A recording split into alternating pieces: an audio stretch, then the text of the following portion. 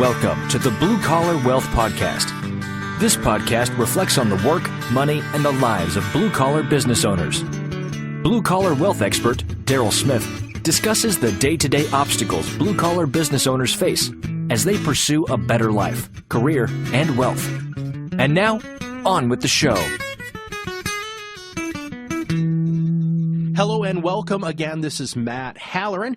I am so excited because we're talking to Darryl Smith today, the owner of Synergy Life Financial. And really what Darryl does is something that is unique and different that is so needed within the marketplace. And I'm very, very excited about having him on today. So Darryl, thank you very much for joining us. Thanks, man. I appreciate it.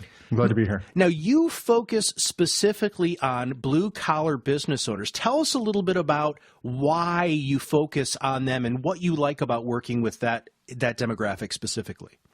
Matt, I think blue-collar business owners are the ones that really don't get the same level of courtesy and breaks from the banks and other financial institutions that they really deserve.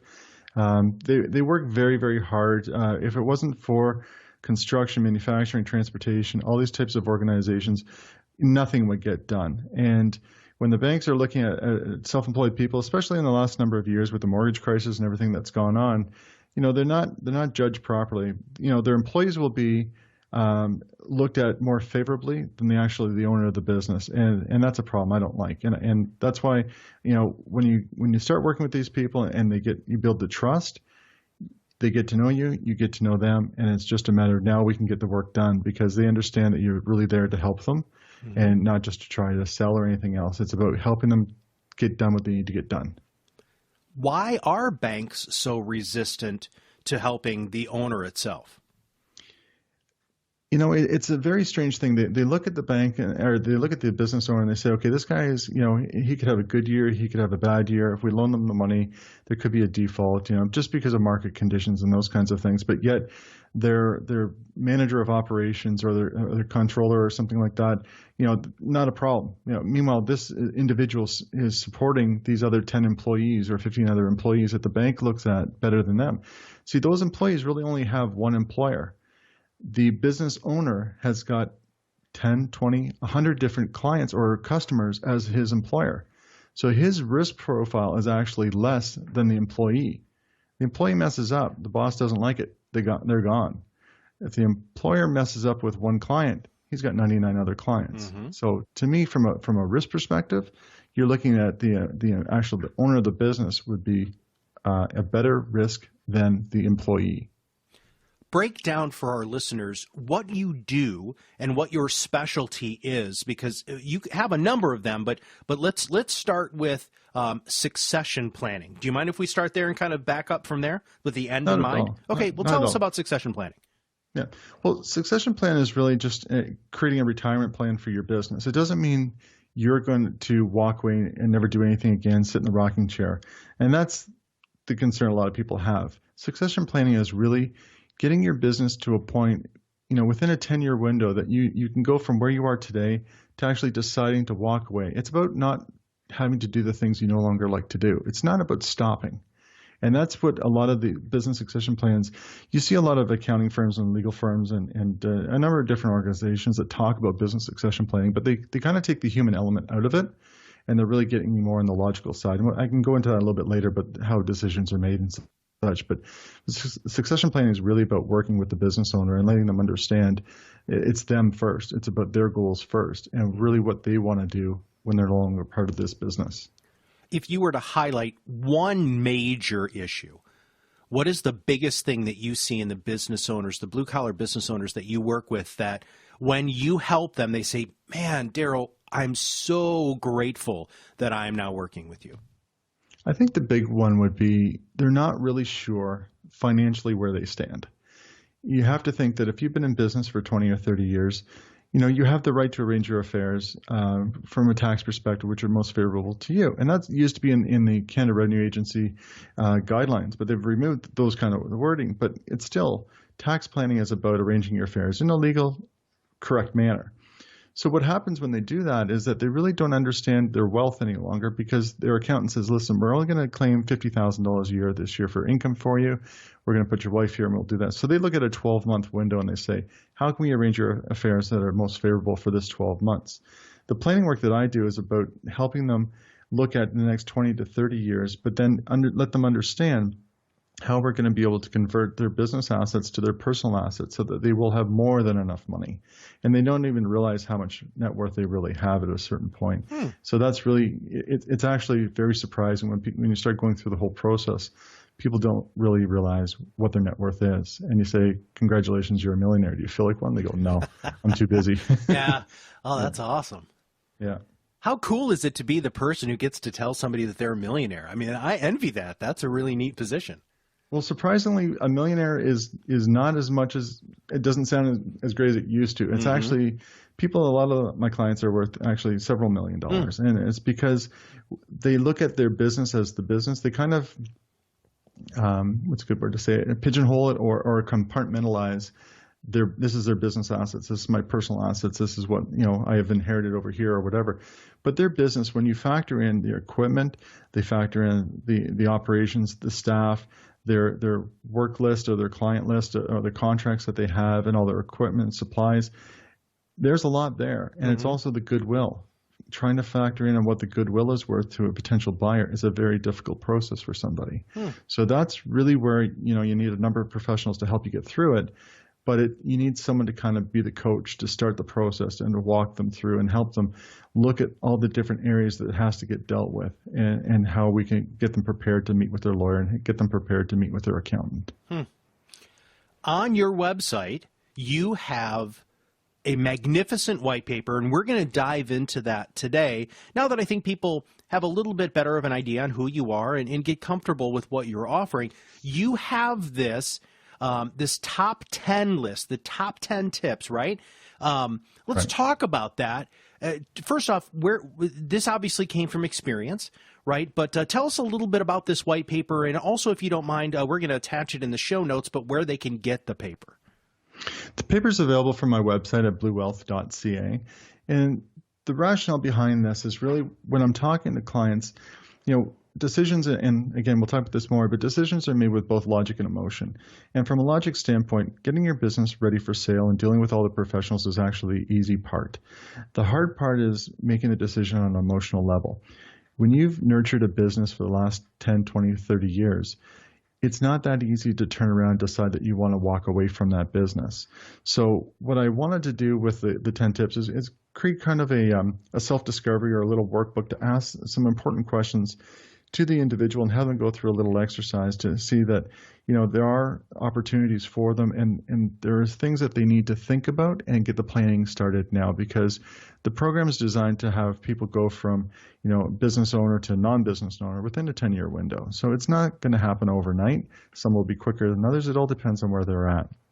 So the 10 tips is really to help them ask some questions, do some self-discovery, and then really start to think about it. And then that's where, if they decide that they want some help, that's where I can kind of step in and work them through it. All right. Well, we're going to cover 4 of the 10 tips today. And if you don't mind, Darryl, I'm going to be the business owner because I actually happen to be a business owner. And I'm really excited to ask you some of these questions because, this is going to be a great wake-up call for me, too. And I think anybody who's listening to this podcast is going to say, okay, as a business owner, goodness gracious, I have been thinking about these things. And there's somebody out there that can provide me with some great guidance. So the first of the 10 tips is a question. So how we're going to do this again is I'm going to be the business owner. I'm going to be asking you these questions. So everybody who's listening, just kind of close your eyes and pretend that I'm sitting across from Darryl in his conference room. And my first question to you is, my business is finally going well. Why would I want to stop now?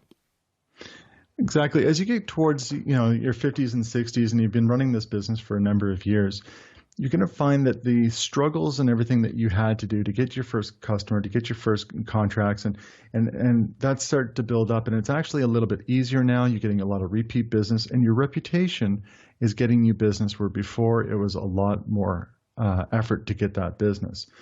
So what I'm asking people to do in the first question is, what are your core values? What's the reason why you're working? We all start off working by saying, hey, society, my teachers, my parents say, go get a job. and then you get this job and you start making some money. But at a certain point, you find that working to pay the bills gets old very, very quickly. Mm-hmm. And then it's about, well, now I'm getting all my bills paid. I'm actually saving some money and I'm building up some assets. So, and my business is actually doing really well. So here we go. Now we've got this wealth, and no one really tells anybody when it's time to stop working. Nobody says, you've done extremely well. You're making a lot of money right now. Stop. Why would you want to do that? We need to get back to core values. And by doing that, the quick little exercise in the book talks about, someone gives you an extra $10,000, you're happy for that money, but I don't think it's going to significantly change somebody's life who's been working for 30 or 40 years. But then, if someone gave you $10 million and you could do whatever you wanted with that money, what would you do? And the rationale behind that is people have a laundry list of things they want to buy, whether it be a new house, a cottage, pay off any debt if it's there, buy a boat, plane, you name it. So I wanted to have them spend that money in their mind and get rid of the stuff, because stuff is not your core values.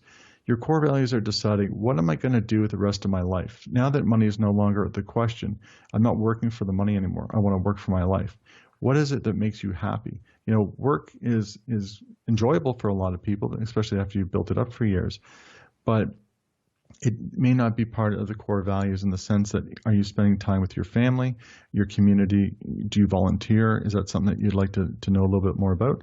Starting a hobby, The joke about retirement is, I like to do more gardening and more golfing, mm-hmm. but then, what do I do after lunch? Mm-hmm.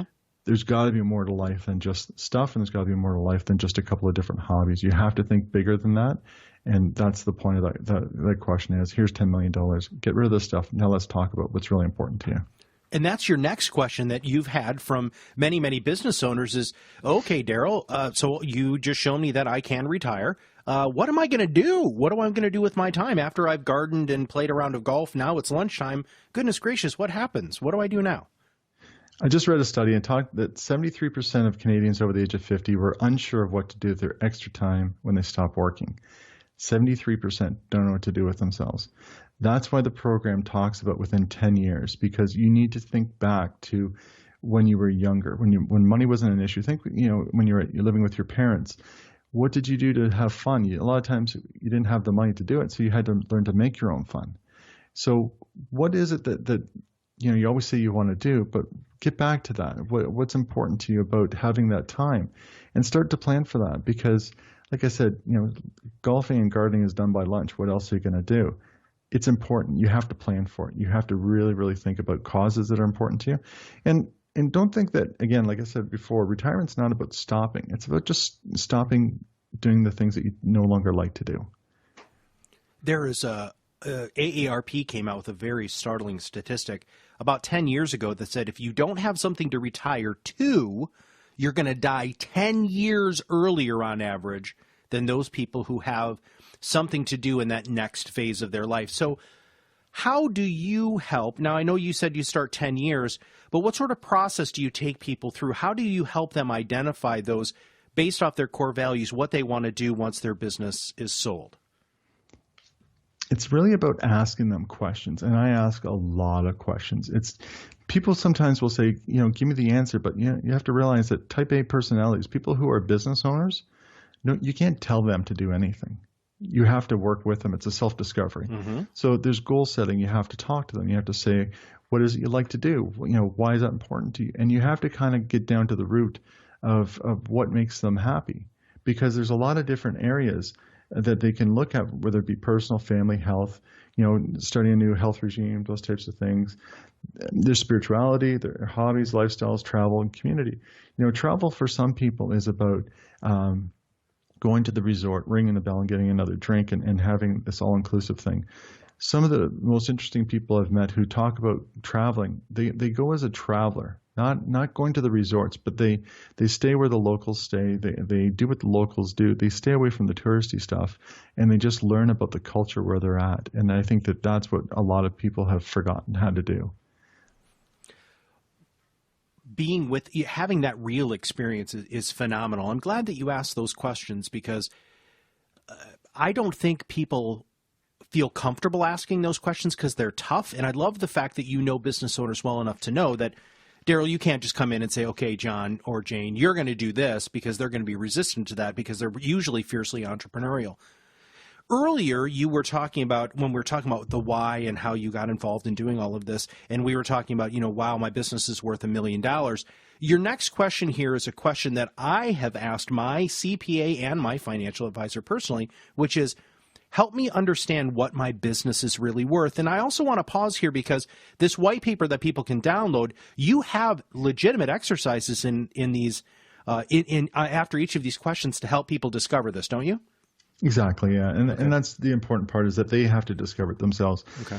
A lot of planning and a lot of consulting is done by gathering the facts and telling people. I don't do it that way. I think that it's more important to have them to ask the questions, to have interactive workbooks, and have things where you can kind of put the software aside for a minute and just say, okay, this is what we're going to talk about. We're going to look at your business from a lot of different angles. We're going to look at it from a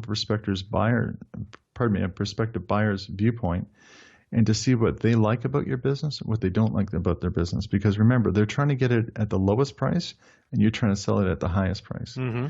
So we need to look at it from, what is there anything unique about your business or your service? How long you've been in business, your sales, repeat customer base, and the value of your staff. And that's the big thing, is that you cannot dismiss the value of your staff when you're looking at selling your business. And you have to be straight with them as well, too, because there may be an interview process for some of the key staff members as well.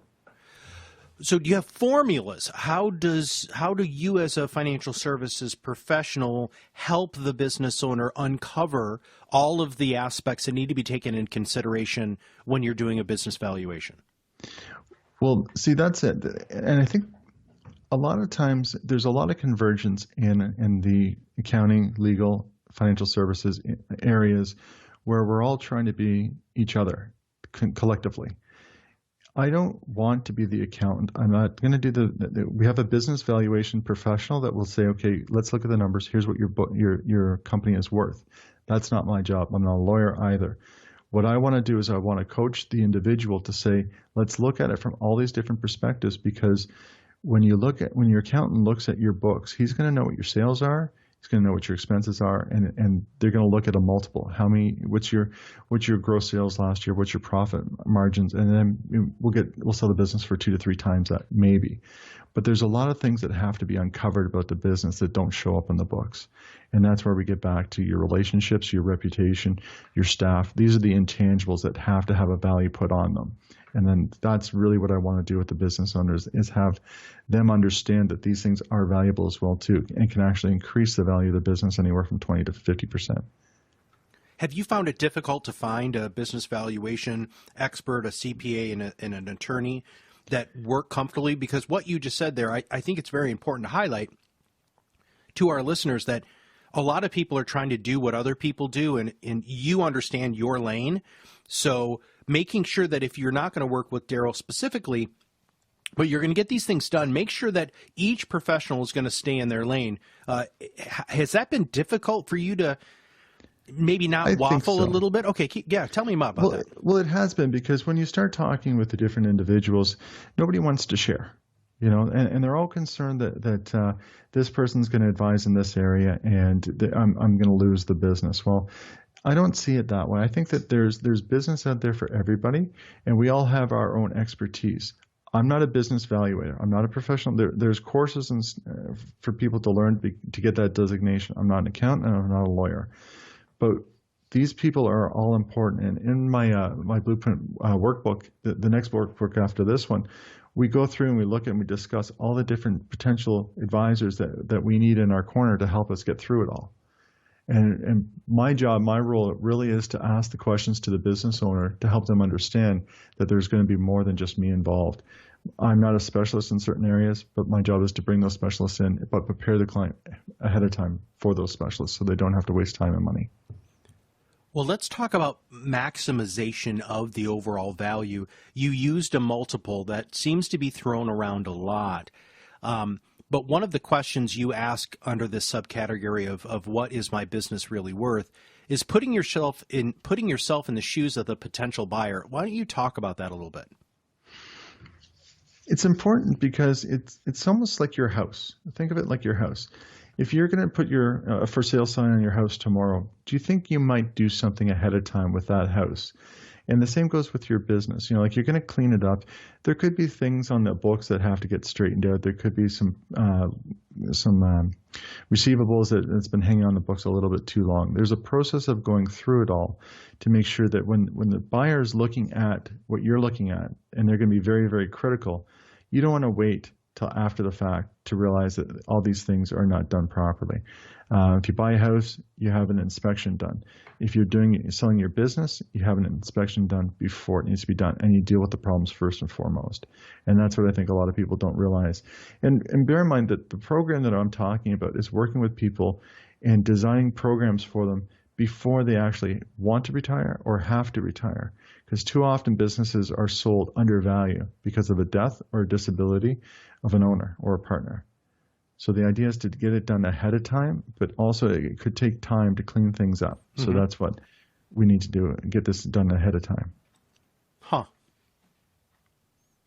I'm sorry. I'm just letting that kind of sink in, and I'm hoping that our listeners are taking some notes on this, because that was a very powerful and poignant philosophical shift that I don't think business owners really think about as much as they should.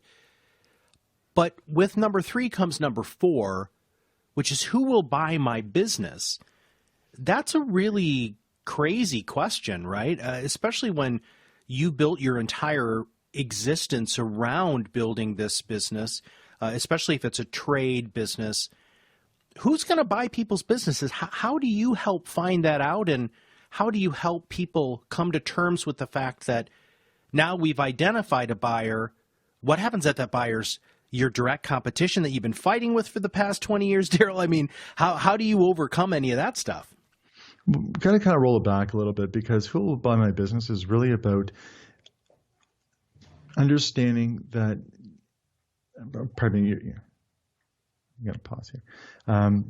Who will buy my business is about understanding that you probably already know who the buyer is. It could be a family member. A lot of times there's succession into family members. It could be a key employees. It could be a similar business looking to take over a competition, or even a business that is looking to add another line of business which is complementary to what they're already doing. And yes, sometimes it could be the competitor as well too. But understanding who will buy your business, there's going to be pros and cons of each of these. The role in this exercise here of who will buy my business is for the owner of the company to really start to think about it, because there's always, I think that they already know who has the potential to buy the business. It's a matter of them working through the short list and going from there. You can put it on the market and you can use different organizations to help sell your company. When you're going through the selling process, it's usually the first few offers that you get are going to probably be the best offers. So you have to have everything set and ready to go. And like I said, most people in their community know who their competitors are. Mm-hmm. And after you've been doing business in the same market for 20 or 30 years, you may have competitors, but they could also be a little bit, you can be friendly with them as well too. Well, I hope so. And you said it already, Darryl, which I really loved, is there is a lot of business to go around. The scarcity mentality is detrimental to business, especially if you are a blue collar business owner. Hanging out and learning from other blue collar business owners can be hugely beneficial. Do you ever bring people together like that, or have you ever been involved in any sort of group that provides support to these to blue collar business owners? I haven't actually, like you said, bringing people together. There's a lot of conversations I have with people who, they've got these businesses that they haven't set up for sale yet. They don't know if you're in construction, if you do, a single homes at a time, basically you've got your equipment. And unfortunately, if they're not set up properly, all they have to offer is their equipment. So it's like an asset sale, which is not the way to do it. Mm-hmm. The idea is to network and to know different people. I have brought people together. I've given ideas on how to do the transition and how one person can take over for the other. There are some times that people take too long to do it, and I have a story about that. I can share it with you. I was working with a gentleman for about 10 to 12 years, and we were slowly going through the process of talking about his transportation business and retiring. He was still relatively young. He was in his 50s, and he had done a lot of hard work in the 20s and 30s, and he built up quite the business for himself and had some decent contracts. He was in the process of transferring and converting some of his business assets to personally held assets. And it was going well, but he was a very busy individual, and he waited too long, and unfortunately he passed away due to a heart attack. There's a lot of his assets that were not planned properly because he didn't take the time to do that.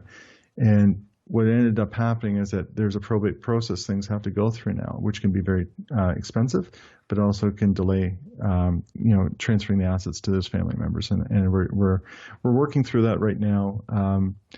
There are other cases where I've held to do death claims and help people on the estate planning side.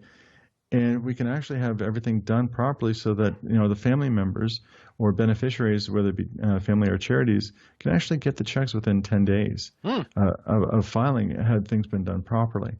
But too often we see things where there's, people don't realize you can actually do a will for your corporation as well, too, so that there's a clear direction of what's to happen with the business. These are all the things and the questions like I go through and answer because people don't think about this on a day-to-day basis. That's really what my job is to ask them all these tough questions so that we can create a plan for them so that everything is maximized where they want it to be. But again, we're going on the premise of let's have your business set up ready to be sold within 10 years so that you can move on to do the things that you're really looking to enjoy. But also it's set up so that if something does happen, and it could be a health issue with somebody as well too, where they're no longer in a position to make the right decisions any longer. But if the plan is done, the plan will be followed. If the plan isn't done, then everything kind of falls apart. A wise guest once told me that the best time to buy a trust or to buy an insurance policy is the day before you have a stroke. So I always love that. He brings that up all the time because, you never know. And it is really important to make sure you have those contingencies in place. So to wrap up today's podcast, why don't you go through those first 4 tips and give us the 30,000-foot view on your responses to the questions. And then we'll wrap it up for today. And then our next podcast, we're going to dive into questions 5 through 10. So take it away. So the first question is, my business is finally going well. Why would I want to stop now? Here, what we're trying to do is talk about your core values. What's really important to you about the next stages of your life and really where you want to go from there. The next question talks about what will I do with my time? Well, that's just it. A lot of people don't know what to do with their time. They figure, well, I might as well keep working. But there's so much out there to go to. You're not giving something up. You're actually going to something better. But you have to take the time to plan it for yourself. What's my business really worth? That's the big question because you need to go through and look at it from a buyer's perspective and then go see the other professionals. Who will buy my business? You may already know them. It's the opportunity is to go through and talk about different people in your industry, family members. Who do you think would be a good choice? Because a lot of times that's where the business is going to get sold to. Remind our audience how they can get a hold of you and get a copy of this white paper, please. The best way is actually through the website at bluewealth.ca. The phone number is 705-434-0562, but bluewealth.ca. It's easy to remember. And that paper is predominantly displayed. I've been on your website a bunch of times, and it's very, very easy to download. And I highly recommend that if you are a business owner, especially a blue-collar business owner, take the time to download the white paper, take a look at those 10s, keep listening to those podcasts that Darryl and I are going to be doing, because these sorts of things can really, truly change the direction that you're going to go from not only a short-term perspective, but a long-term perspective, too. So, Darryl, thank you for your time today. Thanks, Matt. I appreciate it. You're very, very welcome. And I was just interviewing Darryl Smith, the owner of Synergy Life Financial, talking about the 10 tips for blue-collar business owners. Have a wonderful, wonderful day.